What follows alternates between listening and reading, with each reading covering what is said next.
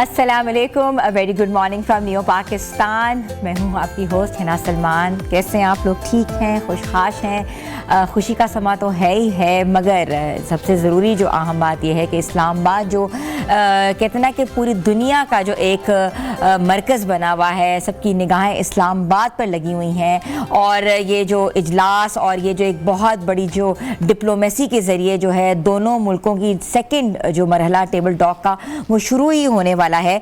मगर इसमें जो एक तरफ की जो सिचुएशन है वो कुछ गंभीर नज़र आती है, जहां ईरान ने मुज़ाकराती टेबल पर बैठने से बिल्कुल इनकार कर दिया है। और इस पर वज़ीर आज़म शहबाज शरीफ की ज़ेर सदारत जो है अहम मशावरती इजलास जो है वो हुआ है।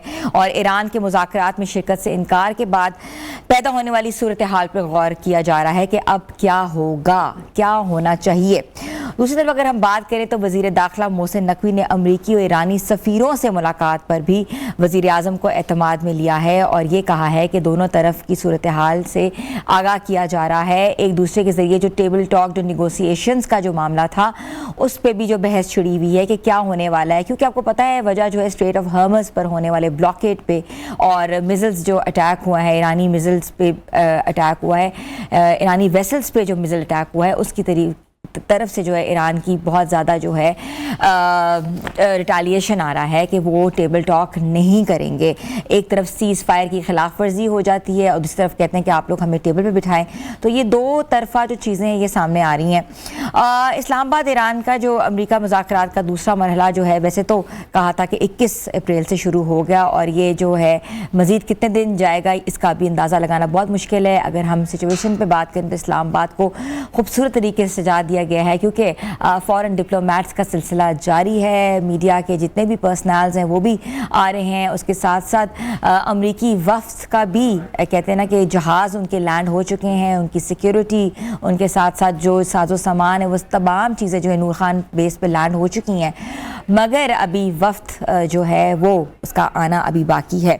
और इसके साथ साथ मशरिक़ वस्ता की मौजूदा सूरत हाल पर भी बातचीत हो रही है। और शहबाज शरीफ ने जो है साथ साथ जो है मुख्तलिफ ममालिक जो हमारे हमसाया ममालिक के जितने भी लीडरान हैं उनको भी टेलीफोनिक कॉल्स भी की हैं और यकीन दहानी कराइए कि इंशाअल्लाह इस बार जो है मे बी ये जो मुज़ाकरात हैं ये कामयाब हो जाएं।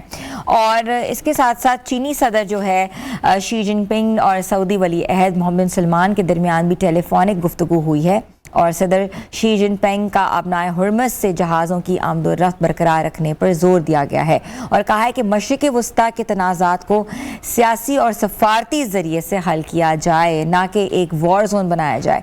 और चीन फौरी जामिल जंग बंदी की हमायत करता है। आपको पता है ये जो सारी सिचुएशन हो रही है, सारी जो स्टेटमेंट आ रही है इसलिए आ रही हैं क्योंकि ये ग्लोबल मार्केट पर बहुत बुरा इफेक्ट आ रहा है, ग्लोबल इकॉनमी पर इफेक्ट आ रहा है। इसका साथ साथ आपने देखा है जिस तरीके से पेट्रोलियम मसनूआत की कीमतों में इजाफा हुआ है उस तरह दूसरी तमाम अशियों में भी कीमतों में इजाफा हुआ है। और इसका इम्पैक्ट ये भी कहा जा रहा है, जितने भी इकोनॉमिस्ट्स हैं, जितने भी सोशलिस्ट बैठे हुए हैं, कि 2027 तक इसका बुरा इम्पैक्ट पड़ने का इम्कान है। क्योंकि एकदम से अगर ये सीज़ फायर हो जाता है, जंगबंदी हो जाती है, तमाम मुज़ाकरात हल किए चले जाते हैं, तो फिर भी जो इसका इम्पैक्ट है उसको आते आते कम होते होते भी साल लग सकता है। तो वज़ीर दाखिला ने कहा है कि इस्लामाबाद मुज़ाकरात के दूसरे मरहले की तैयारियां जो मुकम्मल हो चुकी हैं। तनाज़े का देर या हल होना भी एक तरीके से अमन के अंदर एक कहते ना कि बहुत बड़ा बिगाड़ पैदा हो सकता है। और इसके साथ साथ भारत की नज़रें भी पाकिस्तान पे मरकूज़ हैं। उनकी हर गुफ्तगू में पाकिस्तान का नाम आता है। आई थिंक वो इतने ऑब्सेस्ड हो चुके हैं पाकिस्तान से कि उनको ये जो अपनी तज़लील है ये उनसे सही नहीं जा रही। और उनकी हर गुफ्तगू पाकिस्तान से शुरू होती है, चाहे उनका जर्नैल हो, चाहे उनकी कोई साबिक चीफ हो, चाहे उनका कोई पॉलिटिशियन हो, कोई सियासतदान हो या उनका कोई मीडिया पर्सन हो। तो पाकिस्तान का जो नाम है वो दुनिया भर में रोशन हो रहा है as a stabiliser, as a mediator. मगर हमारे हमसाया ममालिक जो हैं, जो कि उनकी नज़रें हम पे ही लगी होती हैं, उनको और कोई काम ही नहीं है, ना कि नेगेटिविटी प्रोपेगेंडा जो है वो उनकी खून उनकी रगों में जो है वो चल रहा है। मगर फिर भी पाकिस्तान जो है वो अपना काम जारी रखे हुआ है और दूसरे जो टॉक्स का सिलसिला है वो भी कुछ ही मतलब कि देर में या कुछ ही दिनों में जारी हो सकता है, मुतवक्के भी है।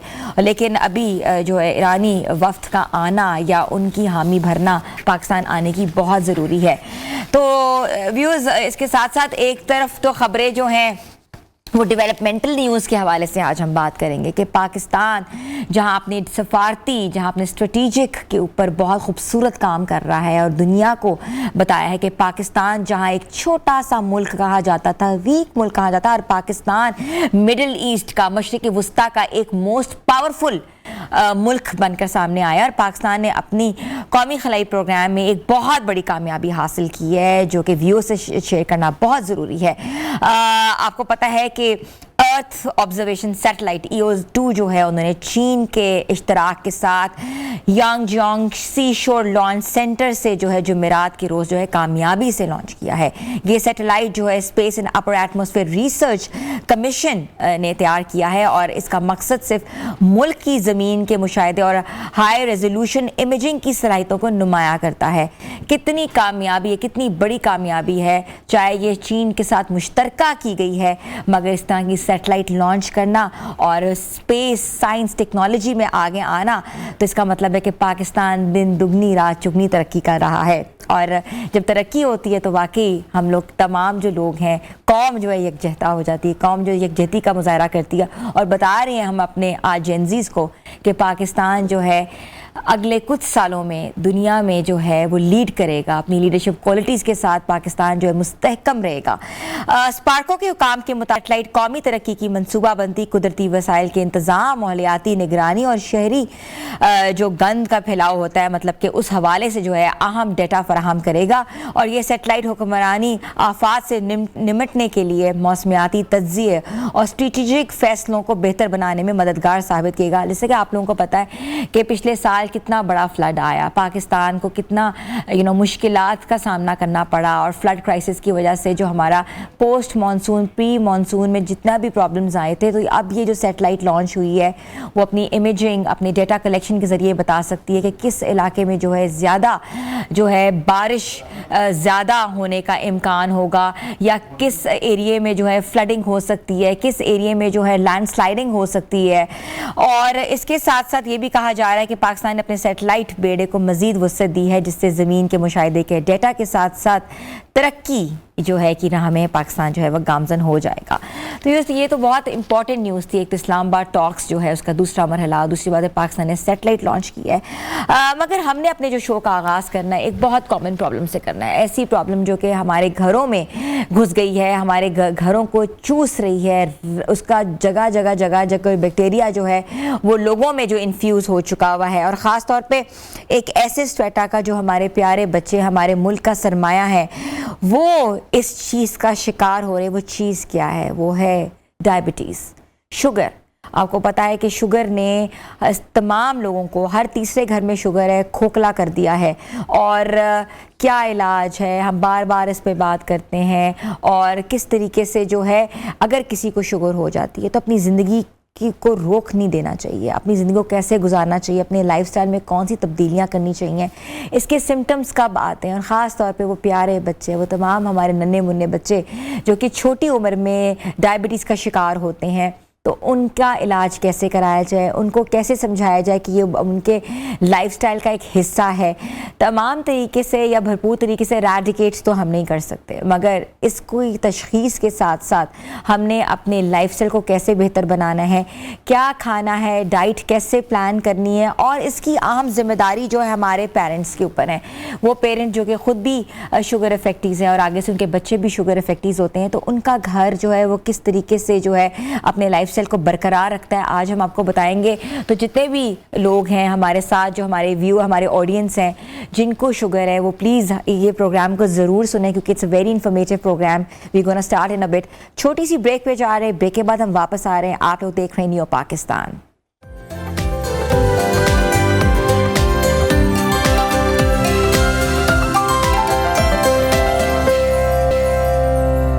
Welcome back viewers. आज हम आपको एक ऐसी फैमिली से मिलवाते हैं जिसने शुगर को जो है एक्सेप्ट किया है और अपने घर में जो है ऐसे नॉर्मल ज़िंदगी गुजार रहे हैं जैसे कि कुछ हुआ ही नहीं है। क्योंकि हम समझते हैं कि शुगर हो गई है तो पता नहीं, अल्लाह माफ़ करे, क्या हो गया, ज़िंदगी रुक गई है। लोग डर जाते हैं, लोग इलाज नहीं कराते, उसकी तशख़ीस नहीं कराते, टेस्ट नहीं कराते, मेडिसिन नहीं खाते और फिर कहते हैं ना कि वो इतनी वर्स हो जाती है और जो फिर हमें लगता है कि ये तो किस टाइप पे चली गई है, वो फिर उसका अंदाज़ा लगाना बहुत मुश्किल हो जाता है। और उनके साथ साथ एक ऐसे डॉक्टर जो कि हमेशा से शुगर को ऐसा समझते हैं जैसे it's part of life, it's not a big deal if you have a sugar, it's okay, come on. ये ऐसी चीज़ है जो किसी को किसी टाइम भी हो सकती है, चाहे वो इतना सा बच्चा हो, चाहे वो पैदाइशी बच्चा हो, चाहे वो बढ़ता हुआ बच्चा हो, किसी एज, कोई उम्र, इस चीज़ की कोई वैलिडिटी नहीं होती कि ये किस एज में किस तरीके से हो। जेनेटिकली होती है, समटाइम्स नहीं होती, समटाइम्स डिप्रेशन से हो जाती है, समटाइम्स ऐसे ही हो जाती है, कोई इसकी कोई वाज़े वजह नहीं सामने आई। तो I want to introduce doctor Rashid Khan, हमेशा से ही it's part of our show and I welcome sir. अस्सलाम वालेकुम जी, क्या कैसे हैं आप सर? अल्हम्दुलिल्लाह, अल्लाह एंड उनके साथ साथ हमें ज्वाइन किया है मिस्टर अदनान ने और उनकी मिसेज हैं और इस तरफ प्यारा सा हमारा बच्चा है वासे। और मैं यही बात करी थी, जैसे मैंने स्टार्ट में बताया कि ये आपने जैसे बताया कि ये सारी फैमिली को जो है शुगर है जी, और ये आपके पास आते हैं जी। ऐसी है ना, एक्चुअली सबसे पहले जैसे मेरे लेफ्ट में बैठे हुए Adnan, he got diabetes when he was in matric. तो उस वक्त से ये मेरे साथ मतलब चल रहा है। इसकी मदर मेरे पास लेकर आई है and he was diagnosed as type 1 diabetic. तो हमने तब से इसका इलाज शुरू करवाया और अल्हम्दुलिल्लाह मैं आपको एक चीज़ बताऊं, एक बड़ी इंपॉर्टेंट चीज़ है, हमारे यहाँ लोगों को भी नहीं ये समझनी चाहिए कि जो डायबिटिक हो वो बस रह ही गया। No, they are extraordinary people. देखिए मैं आपको एक चीज़ बताऊं, अदनान जी मेरे साथ बैठे हुए हैं, ये क्या नाम है, कंप्यूटर साइंसेज में ये गोल्ड मेडलिस्ट हैं और ये वो बच्चा है जिसने लाम्स में टॉप किया था जो एंट्री टेस्ट था। तो that is how it is. और अब मैं एक और भी बात बताऊं आपको, जैसे वसीम अकरम है, वसीम अकरम इज स्विंग का सुल्तान उसको कहते हैं। क्यों? देखिए अल्लाह ताला जो है ना कुरान में क्या कहता है, ला युकल्लिफुल्लाहु नफ्सन इल्ला वुसअहा मा कसबत वो अलैहा मक्तसबत। मैं आप लोगों पे वो कोई ऐसे नहीं करता, लेकिन अगर कोई ऐसी चीज हो तो वो आपको एक्स्ट्रा स्किल्स देता है, ये आप जो को ज्यादा बेहतरीन करता है। इसी तरह से इसबा है, मिसेज अदनान जो है, ये भी she got diabetic when she was in class 6। अच्छा, शी गॉट मम्स और उसके बाद इनको डायबिटीज हुई। इनकी मदर भी मेरे पास लेके, क्योंकि ये मेरे पास क्या नाम है ऑलरेडी ट्रीटमेंट में था, तो वो भी फिर मेरे पास आई। तो उसके बाद फिर इनका ये जो बेबी है क्या नाम है वासे Adnan got diabetes when he was only 2। तो वो फिर इस तरीके से जो है ना पूरी family is actually my patient and they are living a very normal life. तो मैं अदनान से पूछना चाहूंगी, अदनान साहब आपको जब डायबिटीज हुई थी तो क्या था, यंग एज में डायबिटीज हो जाना, उस जमाने में इतनी अवेयरनेस नहीं होती थी। कुछ सालों पहले की अगर बात करें, लोग समझते थे भाई इसको तो शुगर हो गई है, शुगर होगी तो सब कुछ खत्म हो गया, ऐसे ही बिल्कुल। तो आपने कौन कौन से सोशल प्रेशर्स और टैबूज जो हैं वो टॉलरेट किए? When I was diagnosed, मुझे 98 में हुई थी, 1998 में। उस वक्त ना इंटरनेट इतना ज़्यादा था, ना इतनी अवेयरनेस थी और स्पेशली इन चिल्ड्रन तो ये चीज़ बहुत अनकॉमन थी। और जब मुझे डायग्नोज हुई, डॉक्टर के पास गए, जो हमारा इनिशियल था, उनसे उन्होंने कहा जी इंसुलिन लगेगी, ये कुछ। तो बहुत ज़्यादा जो है वो सोशल प्रेशर आया मेरे पेरेंट्स पे कि नहीं, इंसुलिन तो बिल्कुल आखिरी इलाज होता है, इस पे ना लेके जाओ, ये ना करो, फ़लाँ हकीम के पास चले जाओ, फ़लाँ चीज़ यूज़ कर लो। But thanks to my parents and then thanks to doctor Rashid, इन्होंने थोड़ा सा हमें गाइड किया कि इंसुलिन जो है वो कोई ऐसी चीज़ नहीं है कि आखिरी कोई है इलाज है, you can start living normally with it. और डॉक्टर से हमें यही गाइड किया कि यार तुमने अपने आप को जो है वो अपनी बॉडी को ऑब्जर्व करना है, अपना डॉक्टर खुद बनना है और you have to adjust your insulin as per your body requirements. तो अल्हम्दुलिल्लाह उस चीज़ को थोड़ा सा एक्सेप्ट किया, थोड़ा सा मैंने जो है वो खुद से जो है वो इस चीज़ को स्टडी किया कि अच्छा इंसुलिन क्या चीज़ है, किस तरह से बॉडी के अंदर जो है वो इसका इम्पैक्ट आता है। तो अल्हम्दुलिल्लाह, और साथ जो मेजर थिंग थी वो ये थी कि हमने अपना लाइफस्टाइल मैंने थोड़ा सा चेंज किया, एक्सरसाइज की तरफ ज़्यादा आया, थोड़ी सी फिजिकल एक्टिविटीज़ ज़्यादा की। उस वक्त थोड़ा सा कह ले कि फिजिकल एक्टिविटीज़ ऑटोमेटिकली ज़्यादा होती थी, इतने ये मोबाइल्स वगैरह इस तरह की चीज़ें नहीं थी। तो अल्हम्दुलिल्लाह उसके वक्त के साथ साथ जो है वो बॉडी को भी अंडरस्टैंड हो गया कि किस तरह से और ऊपर से आपने आपको जो है मिसेस भी ऐसी मिली जो वाकई अंडरस्टैंडिंग थी, हाँ जी, उनको पता था कि बिल्कुल। ये क्या होता है। क्या होता है, तो अस्मा, आपको जब हुई डायबिटीज तो आपकी क्या एज थी? I was just 12 years old। 12 साल की थी? हाँ जी बहुत छोटी थी। जी। तो ये था कि उस वक्त तो ज़ाहिर है इतना कोई इन भी नहीं था, फैमिली में किसी को भी नहीं थी, मेरे पेरेंट्स को भी नहीं थी डायबिटीज़। तो थोड़ा सा कंफ्यूजिंग लगा कि क्या इशू है, क्यों ऐसा। मुझे एक्चुअली मीज़ल्स हुए थे। मीज़ल्स के लिए जो था वो डॉक्टर पे जब हम गए तो उन्होंने ब्लड टेस्ट करवाए जिसमें डायग्नोज हुआ कि डायबिटीज़ है। उस पे फिर ज़रा वो शॉकिंग न्यूज़ थी क्योंकि मेरे पेरेंट्स में जो था बिल्कुल भी ऐसा जेनेटिकली नहीं थी ना डायबिटीज? बिल्कुल नहीं थी। ठीक है। तो उस पे ज़रा थोड़ा सा डिप्रेशन में मेरी मदर खास तौर पे आ गई। छोटी सी बच्ची, अभी तो शादी होनी है, 100 मसाइल हमारे आ जाते हैं, शादी कैसे स्कूल होगी? गोइंग थी तो वो बहुत डिप्रेशन में आ गई थी, क्योंकि जब लड़कियों को होती है तो उसमें सबसे बड़ा इशू शादी को ही समझा बस जाता यही तो है। हम लोग सोचते हैं। क्योंकि उसमें ये होता है कि आगे ज़ाहिर है लड़की नहीं फैमिली को भी जो है लेके चलना है। तो वो बहुत डिप्रेशन में आई थी, लेकिन फिर डॉक्टर साहब से जब बात हुई तो उन्होंने समझाया, सारा हमें गाइड किया।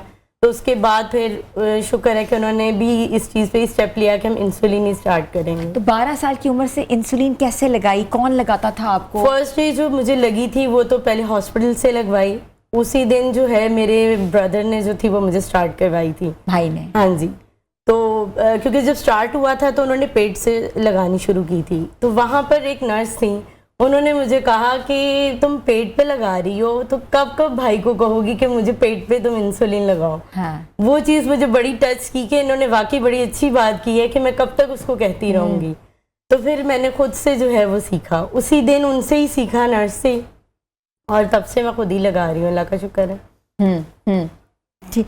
अच्छा, तो ये जो आप उसके बाद आपने सीख लिया कि कैसे आपने जी, लगानी है, बिल्कुल। तो जो एक सोशल प्रेशर आपने लिया या पेरेंटल प्रेशर लिया या फूफी चाची दादी जो हमारे इर्द गिर्द के जितने रिश्तेदार होते हैं उनको सबसे ज्यादा टेंशन होती जी, है। बिल्कुल। हमारे माँ बाप को इतनी टेंशन हो ना हो, लेकिन उनको सबसे ज्यादा होता है हाय हाय क्या होगा इसका। तो वो जो चीजें वो जरा मुझे बताएं, क्योंकि आपसे, आप रोल मॉडल हैं, आपसे बहुत सी ऑडियंस, जितने लोग हमारे व्यूअर्स हैं वो देख रहे हैं कि जिनके घरों में ये चीज है और जो नहीं बताते।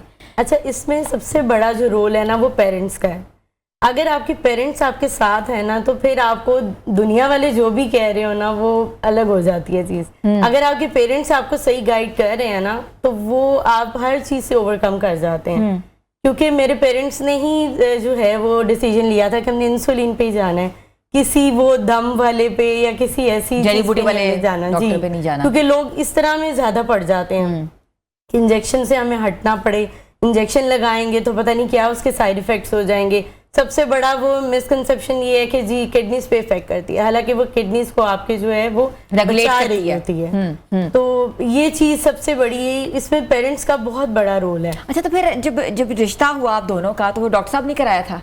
डॉक्टर साहब ने कराया होगा, डॉक्टर साहब ने कहा था कि ये टाइप 1 है, ये टाइप 1 है, ये इकट्ठे हो जाएंगे तो कोई मसला नहीं होगा। इश्क नालो गुड़ नालो इश्क मीठा, हमारी केस में शुगर नालो इश्क मीठा था। डॉक्टर साहब आप ही ने कराया होगा ये सारा? जी जी बिल्कुल, रिश्ता ये हमारे है ना। अच्छा, ये मुझे एक बात बताएं, that's very important to know कि जिसको डायबिटीज है, खातून को या मर्द को टाइप 1, तो वो उनकी शादी जो है वो मतलब कि हो जाती, तो आगे से उनके बच्चों को जेनेटिकली होगा।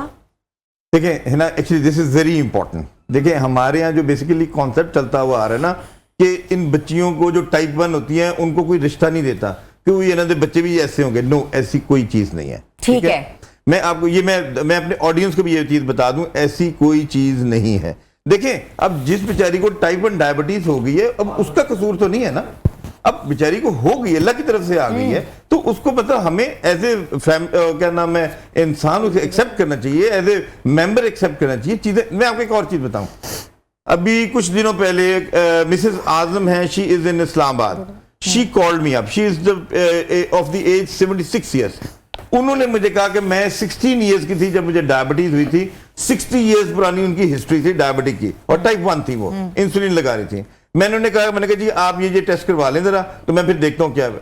आप यकीन करेंगी, क्या नाम है ना, उनके बिल्कुल उतने ही नॉर्मल टेस्ट है जितने एक आम नॉर्मल बंदे के होते हैं। अच्छा, that is how insulin is life saving.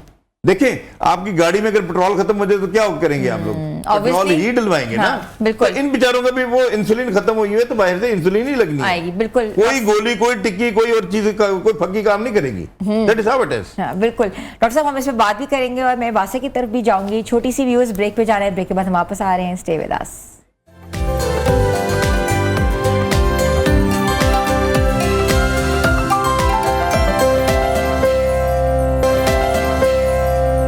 Welcome back viewers. आज हम डायबिटीज़ के हवाले से बात कर रहे हैं। जिनको डायबिटीज़ हो जाए या जिनके घर में डायबिटीज़ हो, उनका लाइफस्टाइल कैसे होना चाहिए।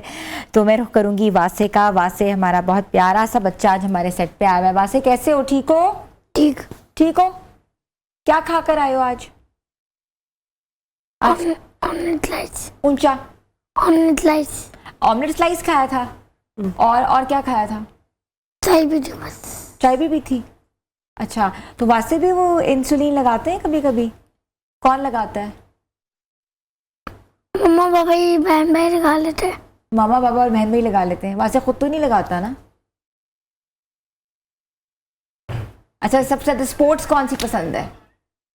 Bat ball. बैट बॉल पसंद है, खेलते हो? और इसके साथ साथ कार्स बाबा ने बताया था कौन सी पसंद है? Civic x. सिविक एक्स पसंद है। और बेस्ट फ्रेंड कौन है? बेस्ट फ्रेंड स्कूल में सब बेस्ट फ्रेंड्स हैं। और वासे जो है वो स्कूटी भी चलाता है। स्कूटी किसने दी थी? मरियम नवाज साहिबा ने स्कूटी दी थी। अच्छा, मिले थे आप उनसे? क्या कहा था मिलके आपने? वेन्यू में जब सबसे पहले आप उनसे मिले थे और आपने क्या कहा था? कार चाहिए। कार चाहिए। डायरेक्ट कह दिया था कार चाहिए।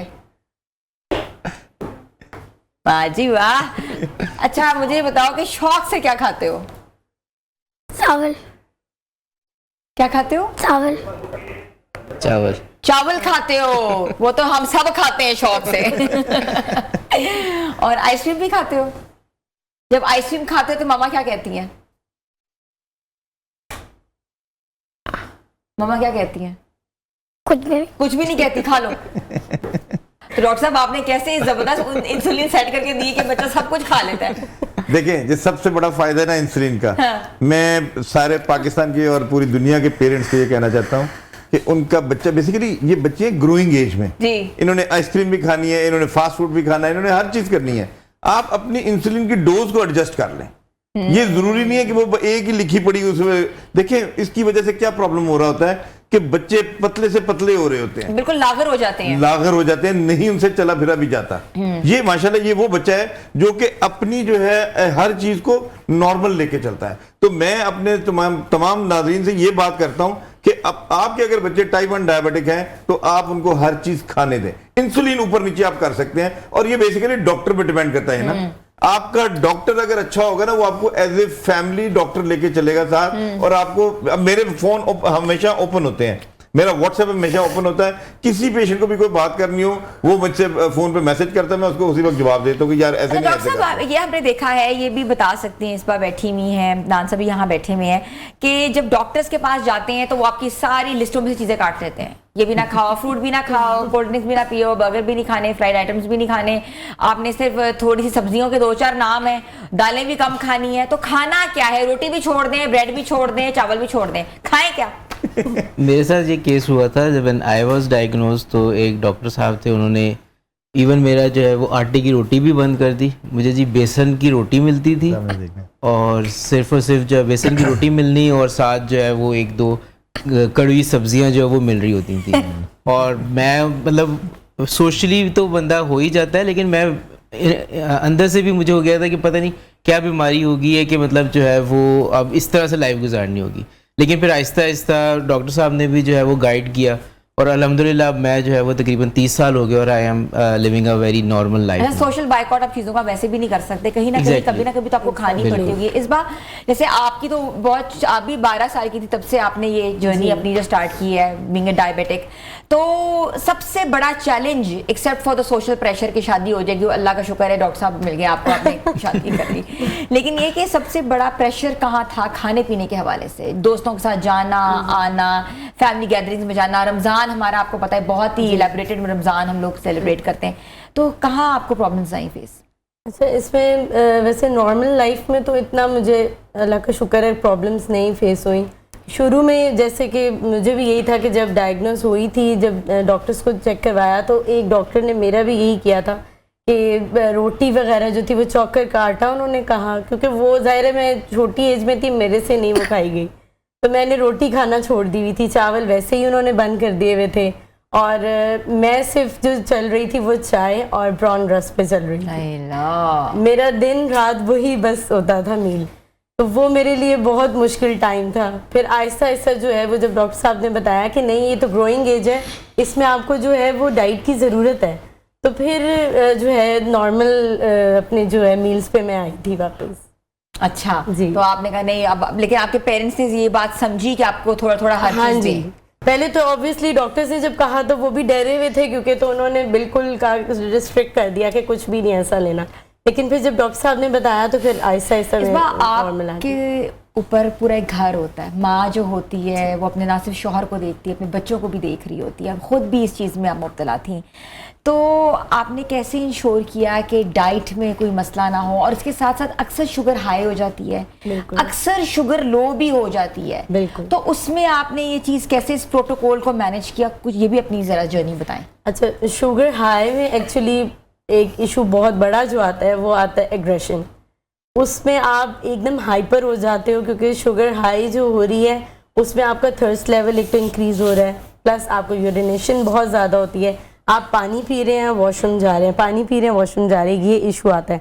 फिर उसमें आपको ये होता है कि एंगर बहुत ज़्यादा हो जाता है, अगर कोई आपसे पूछ भी लेना कि क्या हो रहा है तो दिल कर रहा होता है कि बंदा इसको कह दे कि यहाँ से चले जाओ, क्योंकि उसमें आपको बहुत ज़्यादा कंट्रोल में हाँ जी कंट्रोल में नहीं होता। और प्लस फिर ये होता है कि उस वक्त आप खाना पीना तो बिल्कुल नहीं होता, बस आप पानी पे ही होते हैं। तो उसमें ये है कि जब आपकी शुगर हाई हो तो एक तो सबसे पहला काम ये है कि अगर आपके इंसुलिन का टाइम नहीं भी है ना, तो अगर शुगर लेवल इस कदर इंक्रीज हो गया कि वो ऐसे नहीं नॉर्मल हो सकता, तो आपको डोज लगानी ही लगानी है, क्योंकि उसके अलावा वो नॉर्मल ऐसे नहीं हो सकती। तो आप उस वक्त डोज लगा लें, और ये है कि उसके कुछ टाइम बाद आपको दोबारा चेक करनी पड़ती है, उसके हिसाब से फिर आप डाइट को लेके चलते हैं। और अगर शुगर लो हो जाए तो उसका क्या तरीका शुगर होता लो है? में सबसे बेस्ट तो ये है कि आप जो है जूस लें, क्योंकि वो एकदम से जब शुगर ज़्यादा लो हुई होती है उस वक्त आपसे खाया भी नहीं जा रहा होता, मुश्किल होती है। जूस क्योंकि लिक्विड फॉर्म है तो वो फौरी आपके जो है अंदर चली आपकी प्रेगनेंसीज भी इसी के साथ हुई हैं? जी, कितना बिल्कुल। मुश्किल था? वो काफ़ी मेरे लिए चैलेंजिंग रहा है, उसमें भी काफ़ी इश्यूज आते रहे हैं, लेकिन अल्लाह का शुक्र है डॉक्टर साहब जो हैं उनसे ही हमने गाइडेंस ली थी, तो उससे जो कभी आपकी भी शुगर हाई हो जाए और आपके हस्बैंड की शुगर हाई हो जाए फिर क्या होता है? अलग अलग अक्सर हो जाते हैं, अलग अलग कमरों में बंद हो जाते हैं, उसके बाद कोई बात नहीं करनी, फिर उसमें बच्चों भी निकलते हैं उससे। अच्छा, दोनों की कभी हाई हो हाँ जाए? जी, हो जाती है, तो अक्सर कहते हो हैं कि मेरी जाती तो शुगर हाई थी, वो कहेंगी जी मेरी भी हाई है। बिल्कुल, वो ये होता है कि फिर वो बच्चे बेचारे जो है ना उन सफर करते हैं। हाँ, तो वहां से कहेंगे जी मेरी भी वैसी आज हाई है। अक्सर ऐसा भी हो जाता है कि हम तीनों के, अगर हम कहीं डाइन आउट किया हमने तो अक्सर हो जाता है, उसकी वजह से हाई हो जाती है। तो आप बीइंग अ मदर, आपको तो हम इसकी बिल्कुल, हमें अपना, अब तो इसकी बात से तो हमें अपना भूल के इसको पहले हम देखते हैं, हमें बार बार यही रहता है कि इसकी शुगर ना हाई हो। अच्छा, अब मैंने देखा है कि माशाल्लाह आप इसको बार बार पानी भी दे रही हैं जी। ये माओं के लिए ये आप एक तरह से एडवाइस है, क्यों देना चाहिए ज्यादा पानी? एक्चुअली विद डायबिटीज ये है कि आपको थर्स्ट जो है वो रहती है, तो ये है कि पानी जो है वो उसका कोई भी नुकसान नहीं है, ना वो आपकी शुगर लो करेगा ना हाई करेगा, बल्कि उससे ये है कि आपको जो है हेल्प रहती है, क्योंकि शुगर की वजह से मुंह जो है वो आपका ड्राई होना शुरू हो जाता है बाय द टाइम, तो आपको पानी जो है वो लाजमी बच्चों को देते रहना चाहिए। थैंक यू डॉक्टर साहब, आपका हमारे पास टाइम बहुत कम है, जल्दी से एक पैगाम, बस 1 मिनट, 1 आधे सेकंड का पैगाम दे दें। सिंपल एक चीज है जी, हमारे पाकिस्तानी को ये समझना है, देखें हम इस वक्त दुनिया में नंबर 1 पे खड़े हैं जी। हमने चाइना इंडिया को पीछे छोड़ दिया जिनकी 1.5 अरब की आबादी है। हम क्यों ऊपर पहुंचे हैं? इसलिए कि हम एक्सेप्ट नहीं करते। हम कहते हैं, मतलब मेरे क्लिनिक में कोई पेशेंट आ जाए ना, डायबिटीज, उसके शुगर 400-500 पे, मैं कहता हूँ यार तेन शुगर है, ओ नहीं डॉक्टर साहब मैं मिठा पी के आया, मैं खाना खा के आया। ओ यार हमें एक्सेप्ट करना चाहिए कि हमें डायबिटीज है, हमने thank you so much doctor Rashid Khan, बहुत बहुत शुक्रिया आपका। अदनान साहब, असबा आपका भी शुक्रिया and thank you so much. वासे आपसे भी शो के बाद बात करूंगी। तो व्यूअर्स, हमारा गुफ्तगू का सिलसिला जारी है, आप लोग हमारे साथ रहें।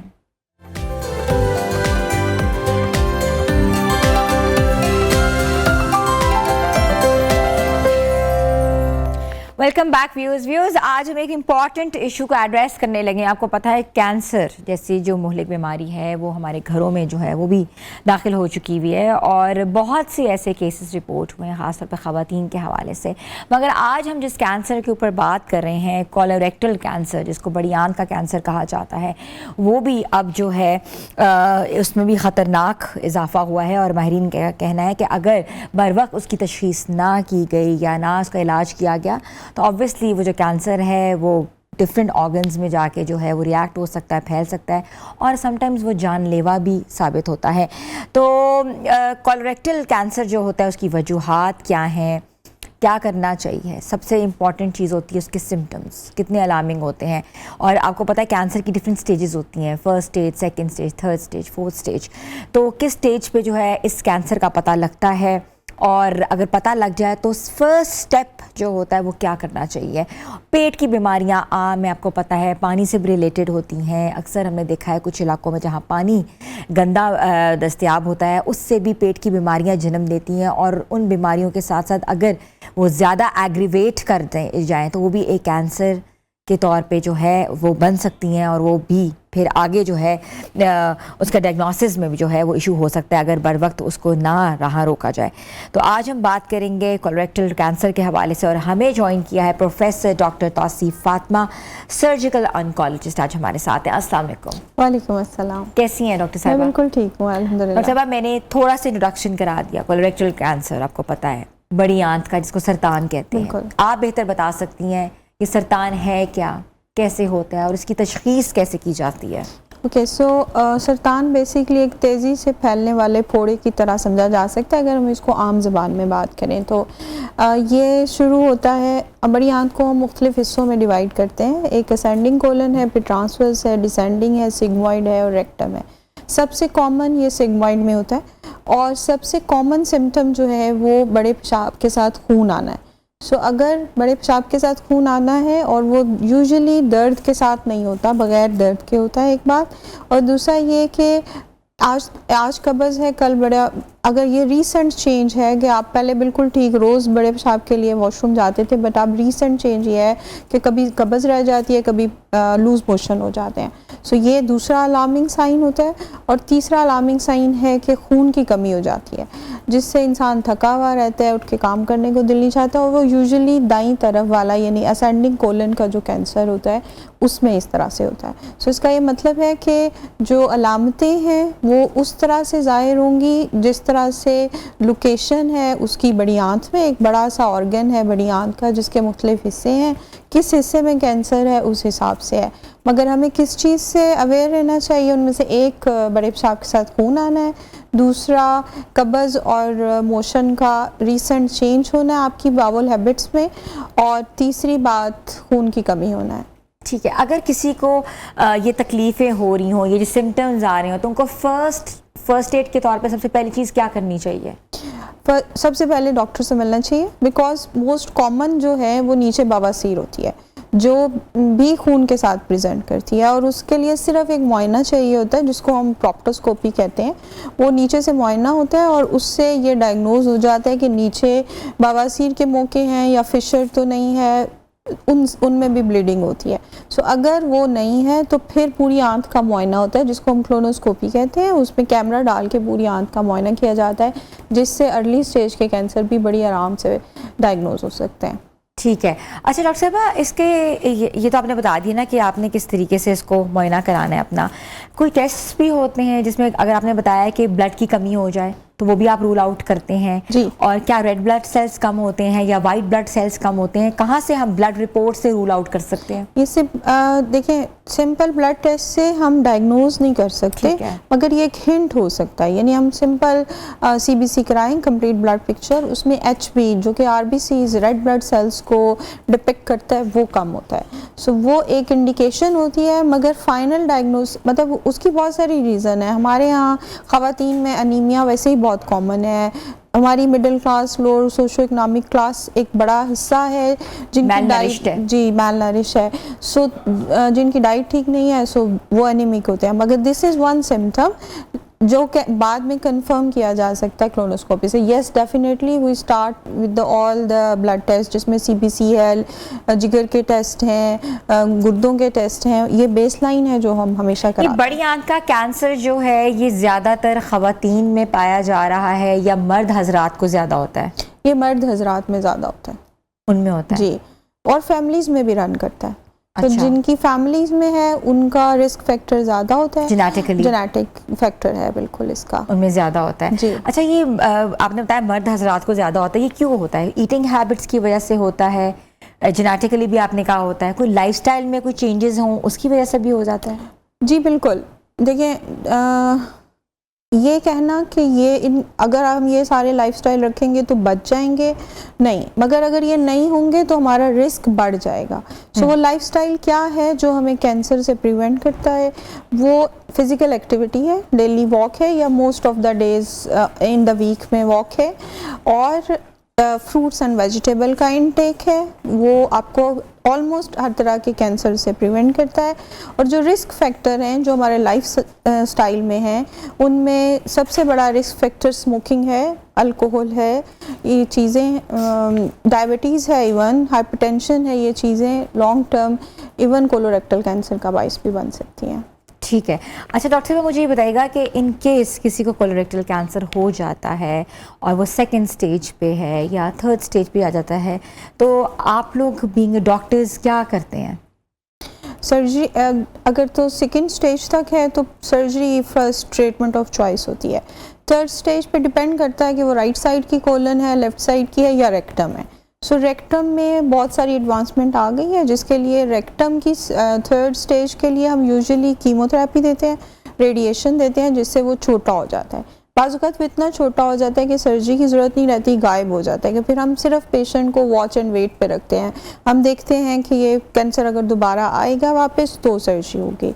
बट जो राइट कोलन है, ट्रांसवर्स है, और लेफ्ट कोलन है, इसमें सेकेंड और थर्ड स्टेज पे सर्जरी रिकमेंडेड है। अच्छा, सर्जरी के बाद जो पेशेंट होता है वो नॉर्मल लाइफ जी सकता है?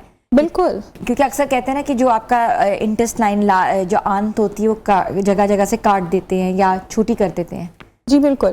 जितना हिस्सा कैंसर वाला होता है उससे 2-3 सेंटीमीटर ऊपर, 4-5 सेंटीमीटर नीचे एक रिसेक्शन मार्जिन फ्री करके उसको रिमूव कर दिया जाता है, और उसका जो सफ़ेद खून के ड्रेनिंग लिम्फ नोड्स होते हैं उनको भी रिमूव कर दिया जाता है। मगर उसके बाद जो प्रॉक्सिमल और डिस्टल होता है, यानी पीछे वाला और आगे वाला हिस्सा, उनको आपस में जोड़ लगा के जोड़ दिया जाता है। और ये देखें, 2 कैंसर ऐसे हैं जिनकी लाइफ लॉन्ग प्रिवेंटेबल भी है और क्योरेबल भी हैं। उनमें एक ब्रेस्ट कैंसर है और दूसरा कोलोरेक्टल कैंसर है। सो अगर आप प्रॉपर अपना इलाज कराता है पेशेंट, तो usually they remain healthy for the long period of the time. अच्छा, ये तो आपने बताया ना, हमने कोलोरेक्टल कैंसर पे स्पेशल आज बात की, मगर ऑल ओवर कैंसर्स के बारे में बात करें, ख़वातीन के हवाले से बात करें, तो सबसे ज़्यादा कैंसर ब्रेस्ट कैंसर तो आपको पता ही है, बहुत ज़्यादा जो है इस वक्त है, लेकिन इसका इलाज भी बहुत ज़्यादा हो रहा है। जी बिल्कुल। इसके अलावा जो ख़वातीन में जो कैंसर है वो कौन सा है? ये जो बच्चादानी का और ओवरीज का कैंसर है, ये ख़वातीन में कॉमन है। यूट्रस का कैंसर है जो बिल्कुल, और ब्रेस्ट कैंसर, ये 2 कॉमन। दुनिया में सबसे ज़्यादा कॉमन कैंसर लंग्स का है, और उसके बाद ब्रेस्ट है, उसके बाद कोलोरेक्टल है। ठीक है जी। तो ये जो यूट्रस के कैंसर्स होते हैं, तो आपको पता है वो भी एक बहुत, जब ख़वातीन जो हैं जो कि उनकी एज है, अभी उन्होंने बच्चे करने हैं, तो उनके लिए कितना मुश्किल हो जाता है ये चीज़? बच्चे तो पॉसिबिलिटी फिर नहीं रहती, लाइफ ओवर फैमिली हम कहते हैं, जिस तरह लिम ओवर लाइफ है। सो अगर उसमें बहुत सारी टाइप के कैंसर हैं, अगर लो ग्रेड है, स्टेज अर्ली है, तो हम फर्टिलिटी प्रिजर्विंग सर्जरीज भी ऑफ़र करते हैं। अच्छा, वो क्या होती हैं? उसमें यह है कि अगर वो यंग है और सिर्फ एक तरफ की ओवरी में कैंसर है और अर्ली स्टेज है, तो हम उस तरफ की सिर्फ ओवरी रिमूव करते हैं और हम उसको ऑफ़र करते हैं कि वो अपने ओवास को प्रिजर्व कर ले और लेटर ऑन IVF या सरोगेसी करा सकती है वो। मगर जो हाई ग्रेड होते हैं और एडवांस स्टेज होते हैं उसमें फिर फर्टिलिटी प्रिजर्विंग पॉसिबल नहीं होती। नंबर एक तो ऑर्गन आपके पेशेंट का रिमूव हो जाता है जिसे हम यूट्रस कहते हैं, और दूसरा मेन फैक्टर होता है जो ड्रग्स दी जाती हैं वो बिल्कुल फर्टिलिटी को ख़त्म कर देती हैं। ठीक है। अच्छा, कुछ स्क्रीनिंग्स जो होती हैं वो कुछ एज के मुताबिक की जाती हैं, जैसे मेमोग्राम है वो 40 से अबव होती है, उससे नीचे जो होती है वो अल्ट्रासाउंड होता है। तो ऐसी और कौन सी स्क्रीनिंग्स हैं जो कि जिसमें उम्र का तयन किया जाता है? ये सिर्फ ब्रेस्ट में है, बिकॉज जो यंग ब्रेस्ट होती है 35 से अंडर, ये चेंज हो गया थोड़ा सा, पहले 40 था अब 35 है। तो 35 से बिलो जो डेंस ब्रेस्ट होती है उसमें मेमोग्राम की एफिकेसी नहीं होती, दैट्स वाई अल्ट्रासाउंड एडवाइस होता है। और उससे ऊपर वो most of the breast tissue is replaced with the fat, तो मेमोग्राम बेहतर है। बाकी ऑलमोस्ट हर कैंसर की स्क्रीनिंग का टेस्ट एक ही है, वो एज रिलेटेड नहीं है। जिस तरह कोलोरेक्टल की हम बात करें तो हमें उसके लिए क्लोनोस्कोपी है, जो भी एज होगी अगर हमने डायग्नोसिस करना है तो एक ही टेस्ट है क्लोनोस्कोपी। और अगर यूट्राइन की बात करें या ओवेरियन की बात करें तो भी अल्ट्रासाउंड है, बायोप्सी है और कुछ ब्लड के टेस्ट हैं जो हेल्प करते हैं। डॉक्टर साहब भाई, एक रिसेंटली टेक्नोलॉजी भी मुतारिफ़ हुई, आपको पता है लाहौर के मियो हॉस्पिटल में भी है कोलैबोरेशन, वो जो तरीके से जो आप कैंसर्स रिमूव करवा रहे हैं, तो वो जो थेरेपी है या वो जो ट्रीटमेंट है वो कितनी फ़ायदेमंद साबित हो रही है? क्योंकि CM साहिबा ने बहुत बड़ा इनिशिएटिव लिया हुआ इस वक्त, वो मशीन्स जो है वो हॉस्पिटल्स में दी जा रही हैं, तो उससे कौन कौन से कैंसर्स क्योर हो रहे हैं? जी, वो सिर्फ ब्रेस्ट कैंसर के लिए मशीन आई है और वो भी सिर्फ अर्ली स्टेज की स्मॉल लीजन्स के लिए। और क्यों, देखिए ये एक नई टेक्नोलॉजी है जो अभी चाइना ने मुतारिफ़ कराई है, और यूजुअली जो हमारे यहाँ ख़वातीन प्रेजेंट करती हैं वो बहुत डिले प्रेजेंट करती हैं। इतना अर्ली स्टेज का कैंसर जो स्क्रीनिंग से डिटेक्ट हो, चूँकि हमारी कंट्री में अभी स्क्रीनिंग तो उस तरह से गवर्नमेंट इनिशिएटिव नहीं है जिस तरह से यूरोप में है या अमेरिका में है या इंग्लैंड में है। सो स्क्रीनिंग जिन लोगों को आगाही है वो आके करा लेते हैं, मगर कोई ऐसा इनिशिएटिव नहीं है जिससे हम कहेंगे हर बंदा स्क्रीन करे।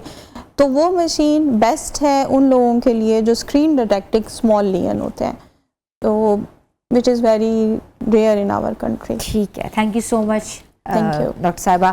हमारे साथ मौजूद थी प्रोफेसर डॉक्टर तौसीफ़ फ़ातिमा साहिबा। आप दिखाएं कि उन्होंने बताया कि डिफरेंट कैंसर्स जो हैं वो कहाँ कहाँ अफेक्ट करते हैं, क्या क्या उसके वजूहात होती हैं और किस तरीके से हम कर्व कर सकते हैं। तो आज हमने कोलोरेक्टल कैंसर के ऊपर बात की थी, बड़ी आंत का जिनको सरतान है तो उनको इस चीज़ को डिले नहीं करना चाहिए, और बता दिया जिस सिम्टम्स जो होते हैं वो इस कैंसर के क्या होते हैं, जिसकी अर्ली डिटेक्शन से जो है जान जो है वो बच सकती है। छोटी सी ब्रेक पे जा रहे हैं, आप लोग हमारे साथ रहें।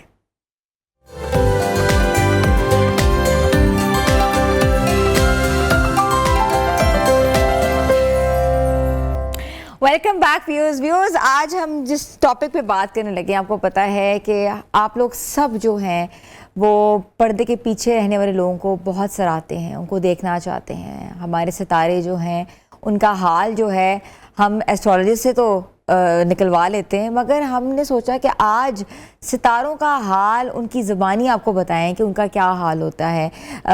पर्दे के सामने आने पे जितनी भी उनको पजीराई मिल रही होती है, जितने भी वो कहते हैं ना कि ओवरनाइट सेंसेशनल सेलिब्रिटीज़ वो लोग बन जाते हैं, और हर दूसरे ड्रामे में वो चेहरे जो नज़र आ रहे होते हैं, लेकिन असल उनकी ज़िंदगी कैसी होती है, उन चेहरों के पीछे कौन सी छुपी हुई कहानियाँ जो होती हैं, कौन सी सेंसेशनलिज्म होती है जो कि उनको ओवरनाइट स्टार भी बना देती है, और ओवरनाइट उनको स्टार से जो है वो बिल्कुल कहते ना कि एक नीचे जो पजीराई होती है वो एक तरफ से उनको नेगेटिविटी का भी सामना करना पड़ जाता है। तो आज हम इस हवाले से बात करेंगे। उभरते हुए सितारे जो हैं हमारे, उनके सितारे जो हैं कभी अरूज पे होते हैं तो कभी ज़वाल पे होते हैं, और वो ज़वाल पे बनाने में उनकी अपनी अपनी कहीं ना कहीं कंट्रीब्यूशन खुद ही होती है। तो हमारे साथ मौजूद हैं सरदार काशिफ बलोच जो कि सीनियर एक्टर और प्रोड्यूसर भी हैं, जी को वेलकम करती हूँ। अस्सलाम वालेकुम। वालेकुम सलाम, क्या हाल है आपका? आप बताएं, अल्हम्दुलिल्लाह। कहाँ गायब हो गए थे? बस इधर ही आपके पास ही। नहीं आपने लेट बुलाया मुझे। नहीं, हाँ ये मैं मानती हूँ। आपने लेट बुलाया। बस वो लेट नजर आए ना। आपको ये पता है एक्टर तभी तक एक्टर है जब तक वो स्क्रीन पे है। बिल्कुल, जब वो स्क्रीन पे नहीं, वो एक्टर नहीं है। वो कहते हैं ना, दिखोगे तो मेरा ख्याल है बिकोगे भी सही और हाँ, चलोगे जो भी दिखता सही। है वो बिकता है। बिल्कुल, तो मेरा ख्याल है वो वाला सीन है। तो हमने तो मगर आपको मैं देखा बैक एंड पे काम करता रहा हूँ, अच्छा काम करते रहे। प्रोडक्शन करता रहा हूँ। मैं क्या क्या सामने बार बार आना है, अच्छा, तो मैं क्या बैक एंड से क्या ही सामने बार बार आना है, वैसे ही आप डर गए थे? बहुत ज्यादा। क्यों डर गए थे? आप क्या पूछना चाह रही हैं मैंने मेरे तो से? कहा माशाल्लाह किंजा हाशमी के साथ एक आपका बड़ा एक सीन भी वायरल हुआ। हाँ। उस सीन के ऊपर भी लोगों ने बड़ी बिल्कुल पूरी पूरी किया। तमहीदें बांधी। बिल्कुल। उसके बाद आपको पता है हमारी फेमस सुपरस्टार सिंगर जो है हदीका कियानी के साथ भी कोई आपके मसाइल चल रहे थे। हमने सोचा कि आज पूछे वो क्या मसले थे, क्यों हुए? पहले तो किंजा वाला ड्रामा जो था उसका प्रोड्यूसर मैं खुद था, और उसमें मैंने प्रोड्यूसर होने के बावजूद अपने आप को एक भाई का कैरेक्टर दिया था। देख लीजिए दिल पे पत्थर कितना था। क्या था? दिल पे पत्थर बांध के दिया होगा आपने। नहीं नहीं, मैं दरअसल करना ही नहीं चाह रहा था। ठीक है। तो मैंने कहा अच्छा चलो ठीक है, थोड़ा सा एक्सपीरियंस भी हो जाएगा और कर लेता हूँ। तो फिर मैंने कर लिया था, अच्छा था। तो बाकी क्या आप अगला क्या हदीका क्या नहीं, हदीका लोगों से तो मेरा काफ़ी पुराने टर्म्स है और उनकी मैं बहुत रिस्पेक्ट करता हूँ। हमारी बहुत नेशनल सिंगर है वो। जी हाँ जी। फिर क्या हुआ? कुछ भी नहीं हुआ, उनसे अभी भी मिलता हूँ, बातचीत भी होती है, अच्छा, आना जाना भी है। हाँ। ऐसा ही है। नहीं तो फिर आपकी अच्छी दोस्त भी थे। बिल्कुल। हाँ। तो अच्छा, बिल्कुल आप बात अभी कर ही नहीं रहे, मोड़ तोड़ के बात करें, कोई बात नहीं। लेकिन बात ये कि वो तो हम आपसे निकलवा ही लेंगे। लेकिन ये मुझे बताएं कि किंजा के साथ जो सीन वायरल हुआ था वो क्यों इतना वायरल हुआ था? वो बेसिकली हम लोग फ्रेंड इतने क्लोज हो गए थे, और उस फ्रेंड्स हम लोग काफ़ी क्लोज हो गए थे। तो शी यूज टू मतलब कम टू माई प्लेस, और मेरा एक और फ्रेंड होता था साथ, वो भी एक्टर था, और वो फिर मगर लंदन शिफ्ट हो गया। तो वो हम लोग ने ना स्नैपचैट यूज़ करते थे, एक सोशल मीडिया। अच्छा। ठीक है।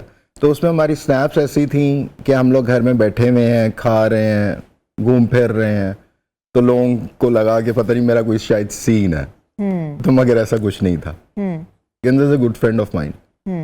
सही है, इट्स अ कॉमन थिंग, कोई इतनी बड़ी बात नहीं। लेकिन लोगों ने इतना उस पे बातें की, तमहीदें बांधी, और हाँ बहुत ज्यादा, मगर आई डोंट माइंड इट। ठीक But है, obviously when you are doing something, you're on a big screen, there is a gossip ऐसा ही around. है, बिल्कुल। कोई इतनी बड़ी और बात। काफी अच्छे चैनल के लिए मैंने किया था सीरियल वो, और उस चैनल को काफी ज्यादा मेरी इस जो कंट्रोवर्सी स्टार्ट हो गई थी उसकी वजह से काफी ज्यादा रेटिंग भी मिल गई थी। अच्छा। हाँ, तो बहरहाल अच्छा था, ठीक था, अच्छा एक्सपीरियंस था।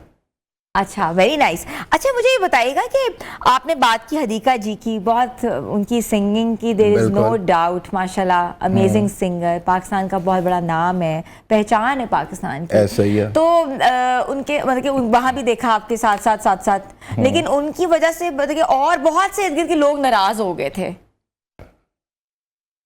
क्या हुआ था? कुछ ऐसा नहीं हुआ था। आप क्या मेरे से डायरेक्ट इनडायरेक्ट क्या मुझे समझ नहीं आ रहा। मैं पूछ रही हूँ कि नाराज क्यों हो गए थे लोग आपसे? दरअसल उनका नाम ही इतना ज्यादा है। अब देखें ना, आप हैं जिस तरह, ठीक है, अब आपके साथ कुछ ज्यादा अटैच होगा तो बाकी लोग तो फिर पोजेसिव होंगे कि अच्छा, क्यों possessive हो गए रहे थे। हैं। और वो भी बहुत बड़े होस्ट हैं माशाल्लाह जो कि पोजेसिव हो गए थे, बहुत बड़े एंकर है। मुझे नहीं आइडिया, सॉरी। अच्छा ठीक है। अच्छा, और बताएं क्या चल रहा है आजकल ड्रामा में? सबसे बड़ा है जो एक मसला है जो कि बहुत सी कास्ट, बहुत सी क्रू और बहुत से लोग बताते हैं, वो कहते हैं कि टाइम पे पेमेंट्स नहीं होती। तो इतने बड़े बड़े ड्रामे, इतने बड़े बड़े प्रोडक्शन हाउसेस, एक्टर्स को पेमेंट्स नहीं होती, चेक्स बाउंस हो जाते हैं, और बहुत से एक्टर्स जो हैं बहुत से अपनी सोशल मीडिया पे आके बात कह चुके हैं। क्यों होता है ऐसा? आप तो प्रोडक्शन में भी है, प्रोड्यूसर भी रहे हैं। जब मैंने स्टार्टिंग में एज अ एक्टर काम किया ना, तो पहले तो इन्होंने मेरे साथ भी ऐसे ही किया था, तो मुझे भी बहुत गुस्सा चढ़ रहा होता था कि यार काम करवा रहे हैं, धूप में आ रहा हूँ बार बार, मतलब महीना डेट्स दी हुई हैं, और उसके बावजूद 4 महीने हो गए हैं, फिर 4 महीने से 6 महीने हो गए हैं, पैसे नहीं आ रहे हैं। दरअसल होता ये है कि प्रोडक्शन हाउस का इसमें ऐसा इतना रोल नहीं है, क्योंकि जिस चैनल के साथ वो काम कर रहे होते हैं वो उनके पैसे उधर से डिले कर रहे होते हैं, और आगे स्पॉन्सर्स जो होते हैं वो डिले कर रहे होते हैं। अगर आप खुद इतने स्ट्रांग हैं कि आपका जो प्रोडक्शन हाउस है, जैसे हमारे पास बहुत अच्छे अच्छे प्रोडक्शन हाउसेज हैं, सेवन स्काई वाले हैं, बाकी दूसरे हैं, तो वो तो अपने आप से मतलब अपनी पॉकेट से अपने ही फंड जो हैं वो अपने एक्टर्स को दे रहे होते हैं, क्योंकि आपने काम तो एक्टर्स से ही लेना। तो बहरहाल करते हैं, चैनल्स वाले भी करते हैं, प्रोडक्शन हाउस भी करता है, तो ये डिपेंड करता है कि वेयर यू वर्क। तो इसलिए आपने सोचा कि आप खुद प्रोड्यूसर बन जाए और मैं खुद ही ना दूं नहीं, पैसे? मेरा तो इशू और था बेसिकली। आप चेक देते थे टाइम पे? मैं दे देता था और मैं अभी भी देता हूँ।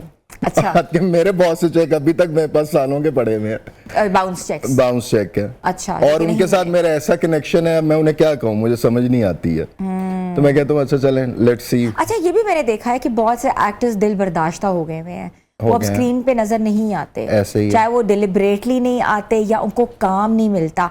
काम मिलना जो है वो किस बुनियाद पे आपको काम मिलता है? दोस्ती की बुनियाद पे काम मिलता है, आप मुझे बता सकते हैं, या आपकी मेरिट पे आपको काम मिलता है, या आपका कोई लॉबी होती है उस पर आपको काम मिलता है? देखें, इधर पहली तो बात है कि इधर काम मिलता है आपको दोस्ती और लॉबी पे, एक स्टार्टिंग स्ट्रगलिंग एक्टर को। अब वो वाला टाइम नहीं है कि अगर आप टैलेंटेड हैं तो आप काम करें, आपको काम मिल जाएगा या आप आगे काम कर सकते हैं। अब मेजॉरिटी यही है कि अब मेरा प्रोडक्शन हाउस है, आपके साथ मेरी अच्छी हो जाती है, ठीक है, आप मुझे कहती हैं कि मुझे भी काम करना है, तो मैं टैलेंट से ज़्यादा बेहतर आपको प्रेफर करूँगा। ये हो रहा है इधर बेसिकली, बट ऐसा होना नहीं चाहिए, क्योंकि टैलेंट जो है हमारे पास बहुत ज़्यादा टैलेंट है। और स्पेशली ये जब से ऐप्स आ गई हैं, जो सोशल ऐप्स हैं, इसके बाद से तो आपको जिस तरह वो हर वक्त आपको टैलेंट ही नजर आ रहा है। सोशल ऐप से कोई टैलेंट जो अभी तक अपनी स्क्रीन पे नजर नहीं आया, वो टैलेंट जो है वो सिर्फ उसी ऐप के ऊपर ही नहीं, उसमें से एक आधा टैलेंट है। हाँ, जिसने बहुत कम लोग आए हैं, क्योंकि वो टैलेंट जो है ना, वो एक कहते हैं ना कि जो चीज आपको मुफ्त देखने में मिलती है वो लोग स्क्रीन पे लोग देखना नहीं चाहते। ऐसे ही है, और हुआ भी यही है, जिन्होंने उस पर काम किया है वो उतने ही फ्लॉप गए हैं। अच्छा, मैं आपसे बात पूछूंगी कि सबसे हाईली पेड एक्टर कौन है इस इंडस्ट्री में, और लड़कियों के हवाले से भी आपसे बात करूंगी, कौन सी एक्ट्रेस सबसे हाईली पेड है, और मोनोपोली किस एक्ट्रेस की है, और कौन सबसे ज्यादा एक्ट्रेस जो है वो कास्ट होती है। छोटी सी ब्रेक पे जा रहे हैं, आप लोग हमारे साथ रहें।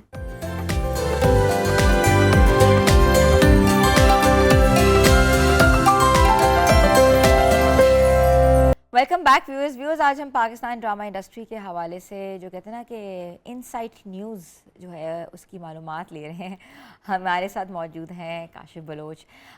काशिफ, आपके ऊपर एक इल्ज़ाम है कि आपने हमेशा बाबर अली को बहुत तंग किया है, और बाबर अली से बहुत फड्डे भी आपके हुए हैं, और लोग ये कहते हैं, जो कि इंडस्ट्री के कुछ लोग ये कहते हैं कि वो बेवजह ही करते हैं। क्यों करते हैं? दरअसल उनका इसमें ना कोई भी कसूर नहीं है। उन्होंने पाकिस्तानी इंडस्ट्री में इतना काम किया है, और वो है भी बहुत अच्छे एक्टर, ठीक है, तो उनका वो नहीं है। बस ये है कि उन्हें एक आदत सी है कुछ चीज़ों में कि हर जगह मैं प्रोमिनेंट हूँ, मैं हर जगह मतलब कैमरा मेरे पे, लाइटिंग ज़्यादा हो, मेरे पे हर वक्त फोकस हो, मेरे साथ पीछे 4 बंदे खड़े हों, मुझे बताएं, मेरे साथ आगे मैं चलूँ, पीछे बाकी चलें। तो उनमें एक है, उनका एक इशू है उनमें, तो बट इट्स फाइन, कोई बात नहीं, वो कॉम्प्रोमाइज़ किया जा सकता है। ये तो बड़ी नॉर्मल सी बात है। ये तो अगर एक सीनियर एक्टर खड़ा है और आप लोग सब जूनियर हैं, आप लोगों को वो किसी चीज़, मगर सीनियर एक्टर जो है वो जूनियर के सीन नहीं खाते हैं, जूनियर को सिखाते हैं। आप ये कह रहे हैं कि वो, मैं स्पेशली उनका नाम नहीं ले रहा। आप एक मिनट ये कह रहे हैं कि वो ड्रामा में से सारे सीन खुद कर लेते हैं और आप लोगों को मौका नहीं देते? नहीं, अब सीन तो देखें, स्क्रिप्ट तो लिखी हुई है ना, वो तो आपके पास स्क्रिप्ट है, मगर आपके सीन अगर कोई आपको ये कहे कि इसके सीन बाद में करना, हमारे पहले कर लो, ठीक है, हद के आप 6 घंटे से वेट कर रहे हो या 4 घंटे से आप सेट पे हो, और उसके बाद अगर आपको ये कहा जाए कि ये क्यों इस सीन में आपका उसके साथ सीन है, किसी भी एक्टर के साथ, सीनियर एक्टर के साथ, और वो आपको बाद में कहें अपने ही डायरेक्टर को कि इस पे लाइट ज़्यादा क्यों है, ये क्यों गोरा लग रहा है, मैं क्यों इसमें काला लग रहा हूँ, इसे भी काला करो। बाबर अली साहब ने कहा नहीं था? ये उन्होंने नहीं कहा था, ये मैं आपको वैसे बता रहा हूँ। लेकिन मसला तो आपका बाबर अली साहब के साथ हुआ था। नहीं, ठीक था, कोई ऐसा इशू नहीं था। अच्छा, हाँ। आप बात नहीं करना चाह रहे, कोई बात नहीं, okay। कोई ऐसी बात ठीक है, नहीं। लेकिन ज़्यादातर फड्डे आपके उन्हीं के साथ रहे में? नहीं, ठीक था, कोई नहीं था फड्डा। ऐसा खान से भी बहुत दोस्ती है आपकी? हाँ है हाँ, अभी क्या रिसेंटली भी आया हुआ था। पहला जब मैंने ड्रामा सीरियल किया था प्रोडक्शन के लिए लिहाज से, तो मैंने उसी के साथ किया था। तो कैसी आपका बॉन्ड है आप लोगों का? कितनी प्रोडक्शन साथ की हुई है, कितने ड्रामा साथ किए हुए हैं? पहला और आखिरी किया था उसी के साथ, अच्छा उसके बाद नहीं किया था। अच्छा, उसकी भी कोई वजह है? वजह बस पैसे टाइम पे नहीं आए थे। प्रोडक्शन एहसन खान की थी? मेरी भी थी, अच्छा, तो मतलब सारे उधर चले गए थे, मेरे पास आए ही नहीं पैसे। तो आप कह रहे हैं कि आपके पैसे जो हैं वो ऐसे ने खा लिए? आप क्या करना चाह रही हैं मुझे आप बता दें। आप एहसन सबसे खान मेरी- साहब पे इल्जाम लगा रही हैं। नहीं, मतलब- मेरे प्रोग्राम में ये नहीं हो मतलब सकता। आप क्या इस करना चाह इल्जाम रही का हैं? मैं जवाब लूंगी जरूर। नहीं, आप क्या करना चाह रही हैं? आप इन सबको चाह रही हैं कि मेरे पास पहुंच जाए? नहीं तो नहीं मैं वैसे पूछ रही हूँ आपसे कि आपके- बस वो पैसे मेरे तक आए नहीं थे, बस इसका इशू मतलब ये एहसन था। खान ने आपके पैसे खा लिए हैं? नहीं, वो मुझे नहीं पता, वो उसने खाए हैं या चैनल ने खाए हैं, मुझे नहीं उसका तो ये आइडिया। तो आपकी बात से इधर ही लग रहा है कि आप कह रहे हैं कि आखिरी ड्रामा किया उसके बाद मैंने हिम्मत नहीं की मैं ड्रामा करूं क्योंकि हाँ, पैसे ही नहीं उसके मिले। साथ नहीं किया, हाँ, क्योंकि बाद उन्होंने में पैसे किया। खा लिए हैं। पता नहीं, अब मुझे नहीं पता पैसे किधर गए। ठीक है। अच्छा अच्छा, काशिफ ये बताइएगा कि एक ड्रामा जो है बहुत आजकल इन है, लेट्स टॉक अबाउट थोड़ा सा करंट ड्रामास के हवाले से, मोम्मा, जिसमें वो सबा कमर साहिबा, you know she is a legend actress, उसमें ऐसे ही है। इल्ज़ाम है कि जी वो तो सबकी तलाक़ें करा देती हैं, तो लोग अभी घरों में ये कह रहे हैं कि भाई सबा कमर का ड्रामा नहीं करना, हमारी भी तलाक हो जाएगी, वो नहीं देखना। नहीं, देखें, वो एक ड्रामा है ना, हमें एंटरटेन कर रही हैं वो तो, और उनसे बड़ी एक्ट्रेस नहीं है हमारे पाकिस्तान में। She is multi talented actress, और मैं तो उनका फ़ैन हूँ बहुत बड़ा। लिटरली मुझे वो उससे आगे मुझे कुछ नहीं नज़र आता, एक्टिंग में, उनके मतलब मूव्स में, उनके डायलॉग डिलीवरी में। शी इज़ ब्रिलियंट, ऐसा ही है उनसे। और जो बाकी तलाक हो रही है, अब वो स्क्रिप्ट लिखी हुई है, उसका कंटेंट हेड जो है वो फैसल मंजूर है, वो भी मेरा बहुत अच्छा दोस्त है। इस्लामाबाद में ये सारा शूट हुआ, तो जब मैं अक्सर एक आधी एपिसोड देखता था, मैं फैसल को फ़ोन करता था, अगली एपिसोड में क्या होना है मुझे पहले बता दो। अच्छा, इतनी क्यूरियोसिटी थी? हाँ, मैं क्या आगे एक और डिवोर्स हो रही है या नहीं। हाँ। तो कहता था शाहजहां पार्ट 2 पे आके ना ड्रामा ट्विस्ट कर जाएगा। अच्छा, वहां से आपको पता लग गया था? वो मुझे पता चल गया था। बहरहाल लोग कहते हैं उस सबा जी के साथ अच्छा हुआ है, मगर मुझे नहीं लगता अच्छा हुआ है एंड में, जो अब उसकी लास्ट एपिसोड्स चल रही हैं। ठीक है, वो मेरा ख्याल है उन्होंने इतना प्रेशराइज हो गई थी अपने शाहजहां 1 से, और वो जो दूसरा एक उनका पहले हस्बैंड थे, उसके बाद से उन्होंने कहा जी मैंने भी लोगों के साथ ऐसे ही करना जो मेरे साथ हुआ है। मैं भी तलाक कराऊंगी। मैं भी तलाक़ें कराऊंगी। और उनकी हस्बैंड की, मर्दों की, जो अपनी बेगमों के साथ ऑनेस्ट नहीं है। अच्छा काशिफ, मीरा जी जिस जिस जगह भी जा रही हैं, आई थिंक उनके साथ जस्टिस नहीं हो रहा। आप क्या समझते हैं, इज़ दिस जस्टिस कि आप किसी गेस्ट को बुला के जो है उसको ह्यूमिलेट किया जाए, या उसका ऐसे कोई डार्क पास्ट निकाल के उसके मुंह पे फेंक दिया जाए और बार बार पूछा जाए एक सवाल का, जो कि वो अपनी फिल्म की प्रमोशन कर रही हैं? आपका इस पर क्या टेक है? देखें, पहली तो बात है कि आप बुला किसको रहे हैं। अब तो ये जो ब्रॉडकास्ट वाले जितने भी हैं मोस्टली, ठीक है, इसमें अब कोई ना चाहते हुए भी कोई मॉडल बन रहा है, उसका पहले पास्ट कुछ और था। लाइक होम, किसकी बात कर रहे हैं? किसकी बात कर रहा हूँ? जी। अब इधर बहुत सी ऐसी ख़वातीन हैं, ठीक है, जो मेरा ख्याल है काफ़ी कुछ करती रही हैं, जो हम सोशल मीडिया भी देखते हैं। अब वो है एक ज्वेलरी में उन्हें, मेरे पता नहीं कौन उन्हें मॉडलिंग करा के कोई सेट और ज्वेलरी एक ब्रांड्स की पहना देते हैं, और उसके बाद जो है कि वो मॉडल बन जाती हैं, और फिर उनकी पिछली सारी वीडियोस भी आई होती हैं। अच्छा, आप सुजैन की बात कर रहे हैं, रिसेंटली उनका शूट हुआ एक ज्वेलरी का, if I am not wrong. हुआ होगा, उसका भी हुआ है, बट मैं अभी रिसेंटली वो एक देख रहा था ब्रॉडकास्ट, जिसमें वो एक खातून है, अनमोल नूर के नाम से है। जी जी जी जी जी।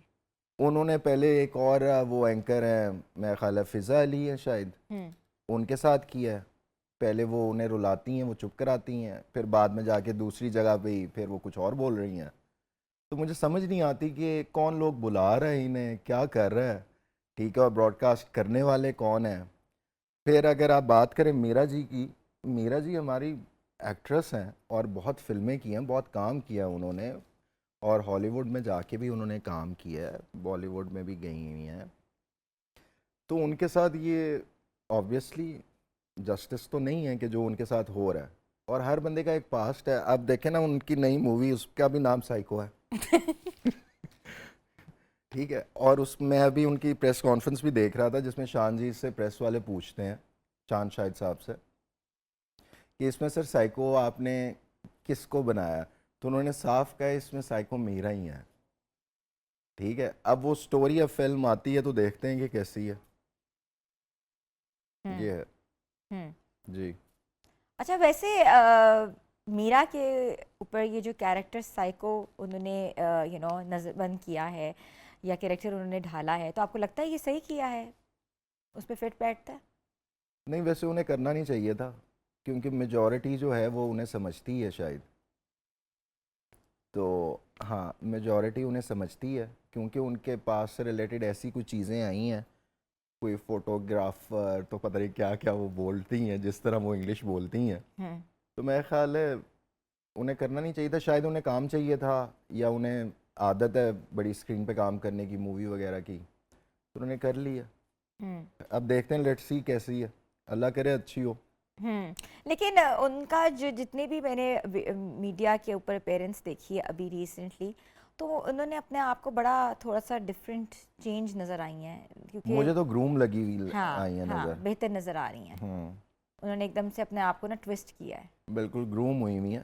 पहले वो एक्ट्रेस लैला के साथ ज़्यादा होती थी, तो वो लैला लैला ही हो गई हैं शायद। तो अब मेरा ख्याल है ये काम कर रही हैं, हाँ। तो अब अपने आप को ग्रूम भी कर रही हैं और बेहतर करेंगी इंशाल्लाह, क्योंकि एक्ट्रेस हैं और पुरानी है, बहुत काम किया है उन्होंने। उन्हें इधर अब काम मिल नहीं रहा है वैसा, अब इधर फिल्म्स बन नहीं रही अच्छा, हैं। एक उनको वैसे भी न्यूयॉर्क के किसी हॉस्पिटल में भी उनको साइकी डिपार्टमेंट में एडमिट कराया था जब भी न्यूयॉर्क में थी। इसकी भी एक स्टोरी हम आई थी, तो लोग किसी ने पूछा, जर्नलिस्ट ने, कि इस वजह से आपने ये साइको का कैरेक्टर किया। पहली तो बात है ये जो आप कह रही हैं मैंने भी ऐसे ही देखा और सुना है। मैं उस वक्त न्यूयॉर्क में था नहीं कि अगर मैंने इसके मैं आई विटनेस होता कि उधर थी या नहीं थी, तो पता नहीं है उधर थी या नहीं थी। अगर होंगी तो शायद और कोई इश्यूज होंगे, मेंटली कोई डिसऑर्डर्स होंगे। अच्छा, आपने मीरा का रीसेंट पॉडकास्ट देखा है इरशाद भट्टी के साथ जो उन्होंने किया है? नहीं, मैंने रिसेंटली अभी उनके क्लिप्स देखे हैं थोड़े से, उन्हीं के साथ जो किया है। हाँ। आपको क्या लगता है, वो सवाल पूछना ठीक था? लेकिन पहली तो बात है, आपको पता है कि वो कैसे सवालात करते हैं और आप खुद उधर जाते हैं, आप खुद उन्हें, क्योंकि आपको प्रमोशन चाहिए। आजकल ये भी बहुत है ना कि आपको प्रमोशन चाहिए, अपने आप को प्रमोट करने के लिए आप कुछ भी कर रहे हैं, आप लोगों पे इल्ज़ाम लगा रहे हैं, आप झूठ सच बातें कर रहे हैं सिर्फ अपने आप को प्रमोट करने के लिए। तो उनके पास ऐसा, उन्होंने कोई होमवर्क किया होगा तो उन्होंने उनसे सवाल किए। अच्छा, अब ये तो मीरा जी पे है कि वो उनके सवालों के जवाब दे के आई हैं और कैसे दे के आई हैं। मैंने अभी वो देखा नहीं है ब्रॉडकास्ट, ऐसे ही है। अच्छा, मीरा ने जवाब नहीं दिया उनको? अच्छा, और उठ गई वहां से? अच्छा, उठ गई वहाँ जी। से। बहुत सी एक्ट्रेस उठ जाते हैं, मेरा ख्याल है शायद ये भी कोई प्लान होता है इनका अपने आप को वायरल करने के लिए कि शो छोड़ के हम जा रहे हैं। तो भाई आप शो पे ना आए, सही है, आप शो पे ना आया कि ना। बहुत से एक्टर्स उठ जाते हैं, जी आपने, हम सीनियर हैं, आपने हमसे ऐसा सवाल क्यों किया है। मैंने देखे हैं ऐसे 3-4 शोज के क्लिप्स। अच्छा, आप पे एक और इल्ज़ाम भी बहुत ज़्यादा है कि आपकी हर प्रोडक्शन में किंजा हाशमी आप लेते हैं उसको as a face. Why Kinza Hashmi, और कोई क्यों नहीं? ये इल्ज़ाम कहाँ है, पहले आप मुझे ये बताएं। ये इल्ज़ाम तभी लगाते हैं जब लोग प्रोडक्शंस देखते हैं और उनको पता है कि किसकी प्रोडक्शन है। जैसे कुछ प्रोडक्शन में कुछ फेसेस बहुत नुमाया होते हैं और वो कहते हैं जी हम लोग एतमाद उन पे करते हैं, या हमें लगता है कि हमारी जो प्रोडक्शन, जो हमारा कैरेक्टर है वो उन पे सही सजेगा या उठेगा। तो आपकी प्रोडक्शन में आप ऑलरेडी, आप भी तो लॉबी का ही पार्ट है ना। आपने कहा जी काम मिलता है लॉबी से, तो आप भी, आपकी दोस्त है किंजा हाशमी, तो आप किंजा को ही काम देते हैं? नहीं, मैं लॉबी से काम नहीं देता हूँ। अब किंजा जो है वो मल्टी टैलेंटेड है, अगर आपने उसका काम लेकिन देखा आपकी तो स्नैपचैट्स और आपकी पोस्ट में किंजा के साथ बहुत ज्यादा पिक्चर्स उठना बैठना होता था। तो अगर मेरी किसी के साथ पिक्चर्स हैं तो इसका ये तो हरगिज मतलब नहीं है कि वो टैलेंटेड ना हो। नहीं, दैट्स अनदर थिंग, बट ये लॉबी का पार्ट तो आप भी बन गए। नहीं, मेरी वो फ्रेंड है। हाँ। और वो जो मुझे कैरेक्टर चाहिए, उसी कोई काम नहीं, जो मिलता है। मुझे कैरेक्टर चाहिए हाँ। उसमें वो फिट आती है। अच्छा, नहीं वो अलग बात है, लेकिन एज जो हमने अभी पहले बात की कि काम आपको आपकी दोस्ती पे ही मिलता है, तो आप भी काम लोगों को अपनी दोस्ती पे देते हैं। मेजॉरिटी अब ये होता है, बट जरूरी नहीं है जो मेजॉरिटी हो रहा है वो भी मैं कर रहा हूँ। मैं तो ऐसा नहीं, वो तो मेरे कैरेक्टर में फिट आ रही है पूरी। जो मेरी कैरेक्टर है, जो मेरा स्क्रिप्ट है, उसमें उस वही सूट कर रही है। क्या स्क्रिप्ट क्या था? सिटकॉम है तो उसमें ठीक है, उसने क्योंकि पहले वो कम किए हुए हैं तो इसमें वो बेहतर करेगी इंशाल्लाह। बेहतर करेगी, पहले नहीं किया हुआ किसी ने? सिटकॉम नहीं किया हुआ। नहीं किया हुआ, ठीक है। तो इसका मतलब है कि ये इल्ज़ाम आप पे सही आयद होता है कि आप भी काम जो है लोगों को दोस्ती के ऊपर देते हैं। तो आप भी तो प्रोड्यूसर बन गए ना, तो आपने और दूसरे सीजन प्रोड्यूसर में क्या फ़र्क है? नहीं, बहुत फ़र्क है। क्या फ़र्क है? सीनियर प्रोड्यूसर में ये फ़र्क है कि वो प्रोड्यूस तो कर देते हैं, मगर प्रोड्यूस करते हैं वो अपने इर्द गिर्द के लोगों में। मैंने तो ऐसा नहीं किया, मेरे पास तो और बहुत ज़्यादा कास्ट है और मैं तो बहुत से नए लोगों को चांस दिया बीच में, और उन लोगों को चांस दिए जो टैलेंटेड हैं। लेकिन फेवरेटिज्म तो होती है। नहीं, अब मेरा जितना बजट होगा, अब अगर मेरा बजट हो मैं सबा कमर को ना ले लूँ, ठीक है, मैं उनसे करा, उन्होंने भी लेकिन बहुत। सबा कमर और किंजा में फ़र्क भी तो है ना। सबा कमर की एक अपनी पर्सनालिटी है, किंजा ज़रा ऐसा ही है। यंग पर्सनालिटीज़ में से है। तो आप भी तो ये देखेंगे ना कि मैंने अपनी कास्ट में किसको लेना है तो लोग अट्रैक्ट हो। नहीं, बहरहाल ये ठीक था, इसमें ये ठीक थी, और इसमें कोई वो लॉबी वाला सीन कोई बात नहीं, दबे लफ्ज़ों में बता दिए, कोई बात इसमें नहीं। कोई इसका लॉबी मतलब वाला आप सीन भी नहीं था। वही चीज़ करते हैं नहीं जो सब नहीं करते नहीं, हैं। बिल्कुल ऐसा ऐसे आप हमारे प्रोड्यूसर्स को बदनाम कर रहे थे बैठ के। नहीं नहीं, मैंने किसी को भी नहीं किया।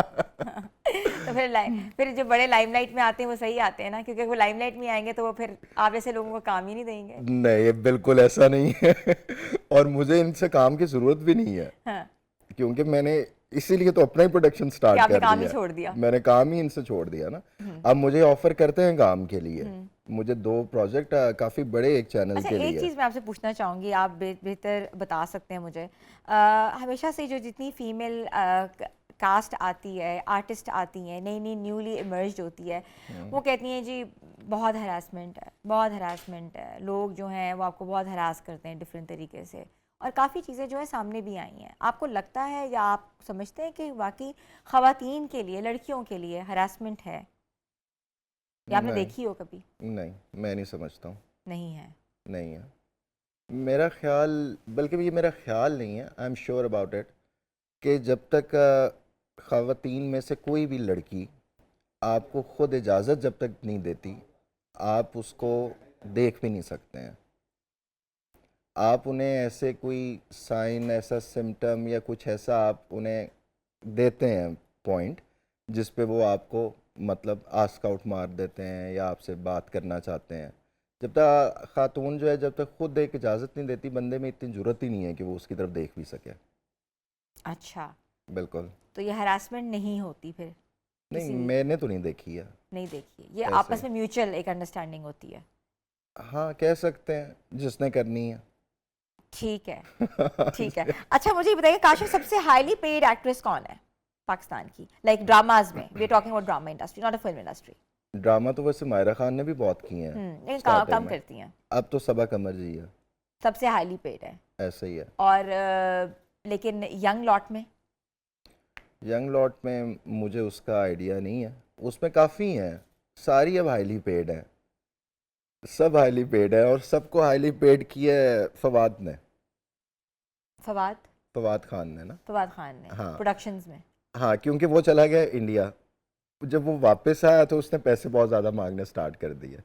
जब ज़्यादा पैसे मांगने स्टार्ट कर दिए तो इन्होंने कहा जी, फवाद ने इधर बजट को एक्सेप्ट ही नहीं किया, तो फिर उससे कम पैसों में इन्होंने बाकियों के पैसे बढ़ाना स्टार्ट कर दिए, तो सबके बजट बढ़ गए फिर। तो ये फवाद खान को दुआएं दें कि वो उसने बजट बढ़वा दिए सबके। अच्छा। ऐसे ही है। हाँ, वो दोनों इंडस्ट्रीज का मुआवजा कर दिया ना कि वहाँ इतना मिलता है तो यहाँ इतना ऐसे ही मिलता है। अच्छा, वो खुद तो अब काम नहीं करते थे। अब नहीं करते। हाँ, इससे बजट की वैसे नहीं करते कि वैसे उनको कोई नहीं, स्क्रिप्ट वैसे ही पसंद नहीं आता? करते हैं, प्रमोशंस कर लेते हैं, हाँ, टीवीसी कर लेकिन लेते वो हैं। कब तक इंडिया की तरफ देखेंगे, क्योंकि अब तो उन्हें ज़रूरत ही नहीं है, वो माशाल्लाह वैसे बहुत अच्छे खूबसूरत इंसान है, खूबसूरत एक्टर हैं, उन्हें क्या ज़रूरत है अभी? तो पैसा तो कमाना है, होता है हर इंसान की उनके अपना बिजनेस बहुत है, ज़रूरत। अपनी प्रोडक्शन भी है, अपना बिजनेस भी है, प्रोडक्शन कर रहे हैं। प्रोडक्शन भी कर रहे हैं, उनके मिसेस का ब्रांड भी है, दे आर वेल सेटल्ड, उसी से आ जाता है। उसी से ठीक है उनका। ठीक है। और लड़कों में, मर्द हजरात में सबसे हाईली पेड कौन है? हुमायूं सईद साहब। वो तो खैर अब ड्रामाज नहीं करते, ड्रामा मगर वो करते भी है ना, अभी किए थे उन्होंने रिसेंटली भी, अब अपना प्रोडक्शन भी अच्छा, है। हुमायूं सईद के हवाले से एक बात है कि लोग, एक पोल हुआ था कि उनको अभी भी एक्टर बनना चाहिए, लाइक मतलब कि अभी वो हमेशा से जवान है, मैं बचपन में भी देख रही थी वो जवान है, मेरी अपनी शादी भी होगी तो वो जवान है, मेरा बेटा भी पैदा हो गया अभी भी जवान है। तो देखें, आप अगर बचपन से आप उन्हें देख रही हैं तो आप ऐसे ही देख रही हैं ना उन्हें, हाँ तो उन्होंने मेंटेन रखा हुआ है अपने आप को। लेकिन तो as a- ऐसे ऐसे ही रहना लेकिन चाहिए ये उन्हें। कि ऐसा आपको क्या लगता है, like you are in the same fraternity कि Humayun Saeed should be an actor for, जब तक वो यंग रहेंगे सारी जिंदगी के लिए वो एक्टर हमारे ही होंगे, मतलब कि हमारी बिल्कुल, बड़ी स्क्रीन के भी एक्टर ऐसे ही होंगे, होना चाहिए। हमारी छोटी स्क्रीन में, लेकिन वो एमेच्योर्स को नहीं आके आपको आगे आने देना चाहिए क्योंकि उनकी अपनी प्रोडक्शन हाउस भी है। नहीं तो आ रहे हैं ना सारे आगे। अब हमारा, अगर मैं अपनी बात करूं तो मेरा तो कोई कंपैरिजन ही नहीं है ना हुमायूं साहब से, क्योंकि वो तो बहुत ही सीनियर और ब्रिलियंट एक्टर है। मैं तो उनके आसपास भी नहीं हूँ जितना उन्हें काम आता है, तो ही डिजर्व इट।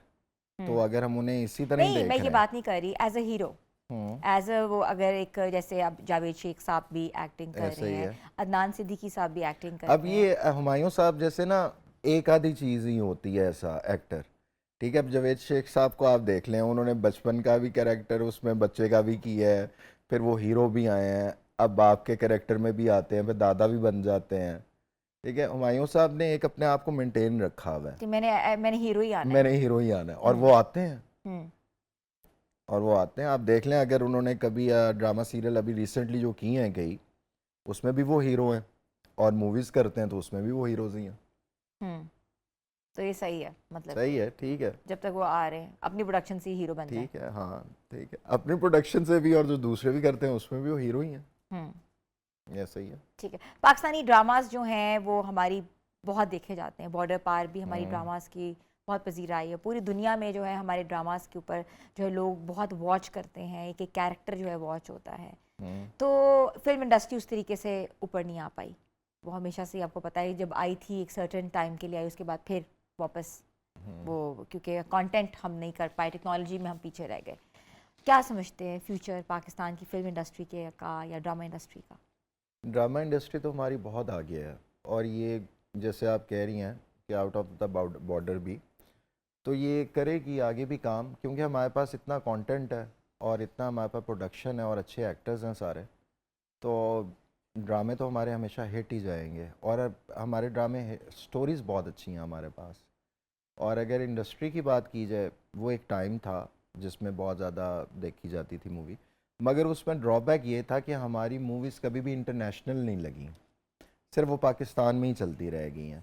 और कोई वो गुज्जर पे बन रही है तो कोई चौधरी पे बन रही है, ठीक है, कोई बन रही है वैशी गुज्जर है तो कोई चौधरी भट्ट है उस पे बन रही थी। तो खैर देखें कब वो दोबारा स्टार्ट होती है। लेकिन ये साइको आई है ना, हाँ, ये आई थिंक काम करेगी। देखते हैं ईद पे, मेरे ख्याल है आ गई है अब, जी जी, ईद पे लग रही है। ईद पे लग रही है, तो देखते हैं अब ये कैसे चलती है। मेरा ख्याल है hopefully it works. Thank you so much Kashif, you it was welcome. Pleasure talking to you. Same है, और आज काफ़ी अरसे के बाद हमने अपने सिनेमा को, हमने अपनी इंडस्ट्री को रिवाइव। बहुत शुक्रिया। तो यूज़ आपको आज का शो कैसा लगा, अपना फीडबैक ज़रूर दीजिएगा। आपका फीडबैक हमारे लिए बहुत ज़रूरी है। हमारे सोशल पेजेस पे जाए न्यू पाकिस्तान पे, और जाके जो है क्लिप्स देख सकते हैं, कंटेंट बता सकते हैं कि आप मज़ीद कौन सा देखना चाहते हैं। अपनी होस्ट को इजाज़त दें, अल्लाह हाफ़िज़।